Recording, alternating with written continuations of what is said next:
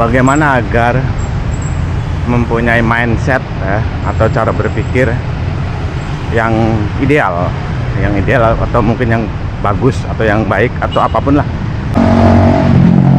Setiap orang kan beda-beda ya teman-teman, pengalaman hidup yang dialami ya, yang dilaluinya itu. Nah, ini berpengaruh banget.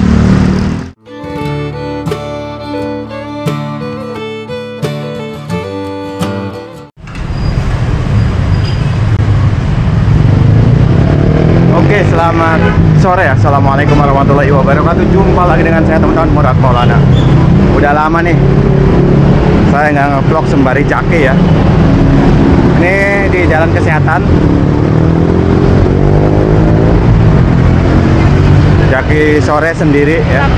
Teman-teman udah pada pulang duluan.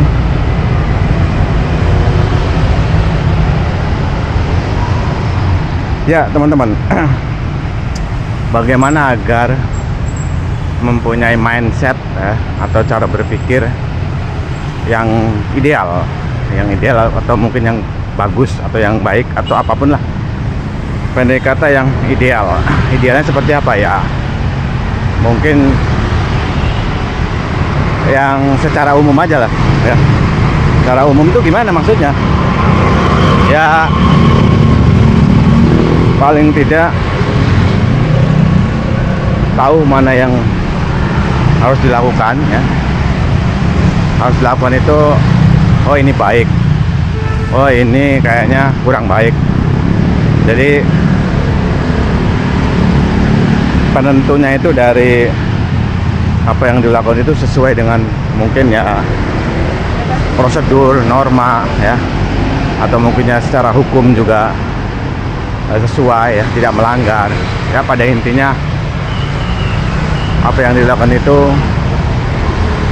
baik dilihat secara agama maupun secara norma hukum yang ada ya. Hukum positif lah ya. Apalagi yang paling dasar itu ya sesuai dengan agama lah ya.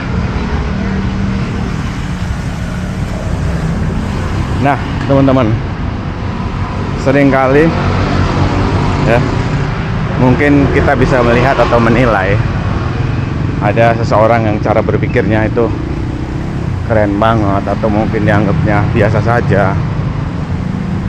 Biasanya tergantung dari apa yang dilakukannya sehari-hari. Apa saja itu? Kualitas cara berpikir itu bisa dilihat yang pertama dari bahan bacaan. Nah, apa yang dibacanya ya, seberapa dalam. Misalnya katakanlah buku apa saja yang dibacanya gitu. Lah kan nggak harus buku sekarang, bisa lihat video. Iya, buku itu menurut saya lebih baik karena lebih dalam, lebih detail, tidak setengah-setengah, terus lebih terstruktur dibanding misalnya katakanlah video. Video itu biasanya lebih apa ya, lebih singkat, lebih padat, dan biasanya ngambil yang inti-intinya aja. Nah, akan lebih baik itu ya kita yang membacanya sendiri lebih detail, lebih dalam.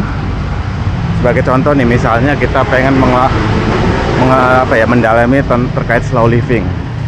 Mungkin kalau ada katakanlah seorang konten kreator yang membahas terkait slow living itu biasanya inti-intinya saja. Akan berbeda misalnya jika teman-teman membaca buku dengan tema slow living ya, yang detail, yang terstruktur, bab per babnya itu akan berbeda. Kita lebih puas juga. Itu salah satu contohnya lah. Jadi lebih detail, lebih dalam, lebih terstruktur kalau buku ya. Sebenarnya bukan hanya buku, nanti ditambahkan dengan bahan bacaan lainnya, bisa jurnal, bisa majalah, bisa koran ya, entah itu digital ataupun cetak. Pada intinya tetap ya yang kita baca sendiri yang lebih dalam, lebih detail, lebih terstruktur itu lebih baik menurut saya pribadi ya teman-teman. Kalau di video itu biasanya sepotong-sepotong intinya saja. Memang kelebihannya itu bisa mudah diterima. Itulah mungkin kalau misalnya membaca dan melihat video yang lebih visual, misalnya lebih cepat yang visual.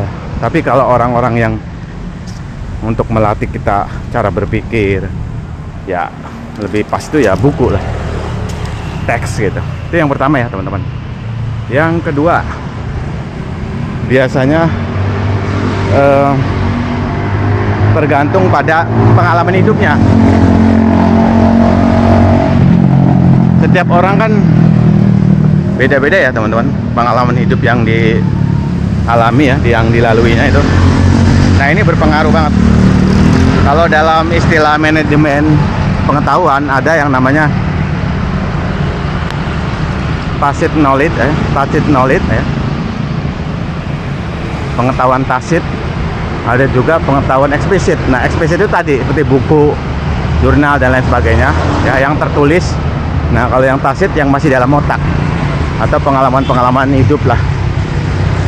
Nah ini tergantung juga dari sini nih. Terus yang ketiga, biasanya dari pergaulan. Pergaulan ini bisa jadi rekan kerja, rekan sepermainan, atau lingkungan rumah, tempat tinggal ya. Itu bisa berpengaruh juga. Lalu selanjutnya, kemampuan menganalisis, berpikir kritis. Nah ini lebih pentingnya lagi ya. Setelah rajin membaca, banyak membaca, terus ada pengalaman hidup, lalu ada relasi hubungan ya, kemasyarakatan atau rekan kerja dan lain sebagainya. Nah yang terakhir ini, kemampuan berpikir atau kemampuan menganalisis ini lebih penting lagi. Mungkin ada yang nggak mampu ya, hanya sekedar menerima, ada yang kritis. Nah itu yang lebih baik. Di depan ada pembangunan nih, jadi jalannya agak terganggu ya teman-teman.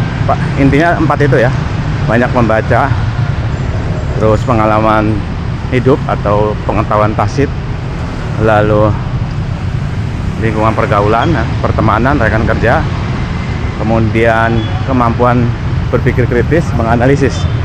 Itu yang membuat akan berpengaruh pada cara berpikir yang ideal. Sebentar, nanti saya lanjutkan ya. Oke teman-teman, saya lanjutin ya. Lantas, emang penting ya mempunyai mindset atau cara berpikir yang ideal. Penting teman-teman, menurut saya penting. Sebagai contoh nih, bagaimana memandang suatu permasalahan sosial di masyarakat, misalnya terkait kemiskinan. Orang yang punya mindset yang ideal itu memandang kemiskinan tentu saja lebih general, lebih holistik melihatnya ya, dibanding misalnya yang mempunyai pemikiran yang lebih sempit. Makanya menurut saya penting. Itu salah satu contoh ya. Jadi gitu ya teman-teman, paling tidak ada 4 hal ya. Dipengaruhi oleh, pertama, bahan bacaannya, lalu pergaulan ya, misalnya hubungan dengan rekan kerja, dengan di sekitar rumah ya, terus pengalaman hidup, dan tentu saja terakhir terkait kemampuan berpikir kritis atau menganalisis ya, yang terjadi di lapangan. Jadi itu aja teman-teman. Teman-teman bisa menambahkan lagi kalau ada yang lain, monggo. Tentu saja saya juga pastinya ada yang lain juga nanti seiring berjalannya waktu ya. Itu aja, semoga bermanfaat. Ini udah nyampe jalan Cideng Barat ya. Wassalamualaikum warahmatullahi wabarakatuh.